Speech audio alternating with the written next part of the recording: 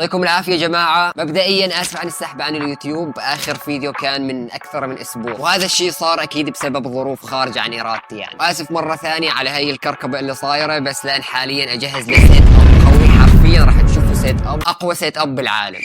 لا مو اقوى سيت اب بالعالم يعني، تحمسنا شوي بس انه يعني سلكولي. المهم، واخيرا بعد 14 سنه من الحرب على سوريا، واخيرا انتهت هي الحرب، راح نعيش بامان وراح نبطل نخاف. بالنسبه لموضوع نبطل نخاف، خلوني اشرح لكم شوي عن الوضع اللي كنا عايشين فيه. اولا بالنسبه لي انا، مشوار بعد الساعه 10:30 بالليل مستحيل، لان في شيء مزروع بداخلي انه في خطر او في خوف. ثانيا وضع الكهرباء اللي ما يلزم اشرح عنه. الفتره الاخيره الكهرباء وصلت لدرجه انه 5 ساعات ونص تنقطع، ونصف ساعه بس تجي الكهرباء. ثالثا واهم شيء بالنسبه لي كوني صانع محتوى، جوده الانترنت وسرعته. الانترنت كان بسرعه 50 كيلو بالثانيه، وهذا الشيء يعني انه اذا صاحبي ارسل لي صوره على الواتساب مستحيل اشوف الصوره قبل ما اشوفه هو الاسبوع الجاي. يعني فيديو اليوتيوب اللي ارفعه على اليوتيوب انا ارفعه قبل يوم كامل بس عشان ينزل على اليوتيوب.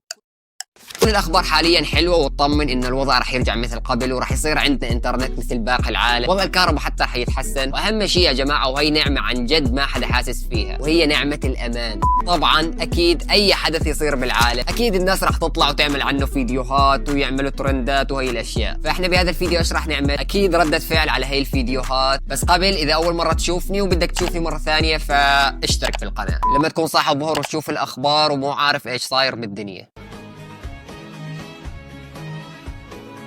طيب كيف اقنعكم انه انا سوري وعايش بسوريا وصحيت الصبح واشوف العالم تحتفل وانا مو عارف ايش القصه؟ هالشيء بسبب انه انا قبل بيوم تليفوني فصل شحنه، الانترنت حتى كان مقطوع، والتليفون ما صحت لي فرصه اشحنه الا للساعه 1 الظهر. فلما فتحت انترنت واتصفح اجاني الشعور اللي هو احنا تحررنا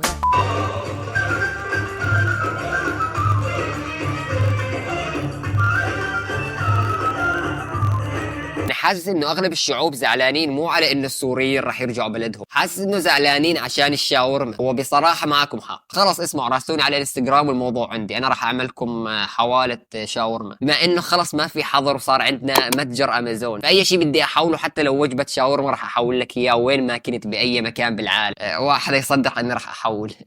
السوريين والسعوديين ثاني يوم بسوريا.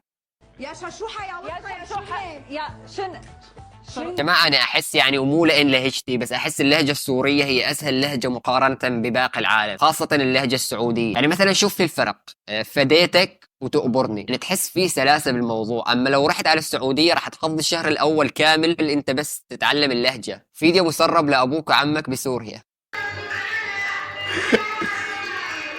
بالدولار، حتى بالدولار. هاي شغلة ثانية، انه بسوريا صار فيك تتعامل بالدولار بكل اريحية. يعني قبل لو عندك 1 دولار انت راح تكون مخبيه تحت التلفزيون، ولو حدا من جيرانك شافه بالغلط وراح خبر عليك في احتمال انه تصير علبة مرتديلا. كيف ما حدا يعرف يعني، بس في احتمال انه تصير علبة مرتديلا عن جد. حاليا صار عندنا المحلات حاطين لافتة انه صراف الدولار بكل سهولة وبكل رياحة يعني.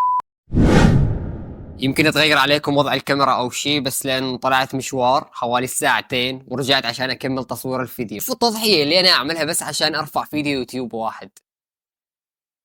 انت تقنع عامل الشاورما السوري انه ما يرجع بلده. Say you swear to God. Put that on Allah. Say put that on Allah. Say wallahi, bro. Say wallahi. شايفين فائدتنا يا جماعة؟ يعني لو ما السوريين طلعوا وانتشروا بكل أرجاء العالم كان الأغلب ما كان سمع بالشاورما ولا كان ذاقها أساسا. واليوم عشان حسوا بهي النعمة، حرفيا الواحد ما يحس بالنعمة إلا بعد ما يخسرها. سوريا حرة يا الرب. شكرا على الاحتفال والفرحة، بس باب الحارة ما له دخل. الشعوب برا يربطوا كل شيء بباب الحارة. بعد التحرير أنا أتوقع إنه باب الحارة الجزء 415 لازم يكون الجزء الأخير يعني، لأن خلاص إن الواحد بسوريا أول ما يخلق الحياة يشغلوا له باب الحارة ويصير عنده أولاده وهو لسه يتابع الجزء الرابع. صديقتي السورية مستغربة وين اختفت التذكرة تبع السفر، أنا بسوريا. الله يعافيك.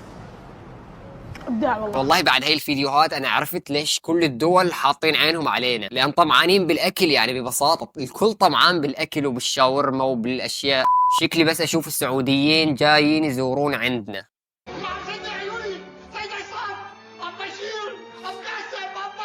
والله هالمسلسل رهيب، اي مشهد من المسلسل يزبط مع اي حدث بالعالم. مخرجنا عن جد عبقري. مصريين بعد ما السوريين مشوا من البلد. عايز 2 شاورما فراخ و3 لحمه. تكرم عيونك خيي، والله لا اعطيك شاورما هتاكل تمك بعديها. تاكل تمك بعديها؟ هو اسمه تاكل اصابعك وراها، كل شيء الا الامثال، رجاء الامثال خط احمر. المحترمين اللي المصريين عمالين يهللوا لهم وهتوحشونا وهتمشوا من مصر وخلينا نروح نبني سوريا مع ولا اثبت يلا. هو ادخلوا الحمام زي خروجه؟ مفيش خروج من هنا، خليكوا. يا بنت الحلال استعجل شوي بالهدف من الفيديو، يعني انا مجهز حالي ومجهز الكيبورد عشان اكتب جريدة، يعني تعليقي كان ينحظر بسبب الكلمات اللي موجودة فيه، كلمات كلها راح تكون بلس 18. بعد ما كملت الفيديو يعني كمية الحب اللي بالفيديو عن جد، والاغلب كانوا اخذين هاي الفكرة غلط، ان الشعوب لا ما بدهم سوريين وما اعرف ايه، لا اغلب الشعوب فعلا متمسكين بالسوريين، مو بس عشان الشاورما، لا يعني الواحد بعد ما يصاحب شخص فيصير شوي صعب عليه انه يتركه بهي السهولة. بسملة انا نفسي شي مرة يعدي علي ترند وما تكون بسملة موجودة فيه، يعني تحس الترندات اول ما تنزل يخبروا بسملة باتصال، الو بسملة جهزي حالك في ترند نازل جديد، يرجى التواجد في هذا الترند. بسملة لا تاكلي هم، خلاص راح نعطيك جواز سفر واقامة حتى، يعني خلاص لا تسألي، بس بشرط انه نصور فيديو يوتيوب مع بعض، احكي جد مو امزح يعني.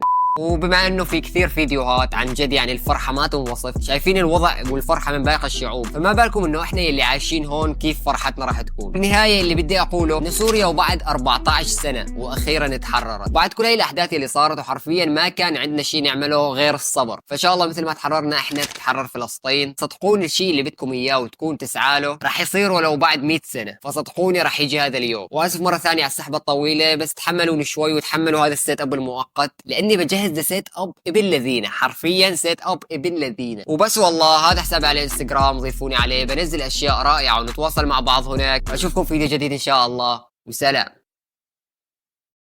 ضال الأحمدية، إذا أشوفك على بعد مستطيل مكعب من سوريا راح آجي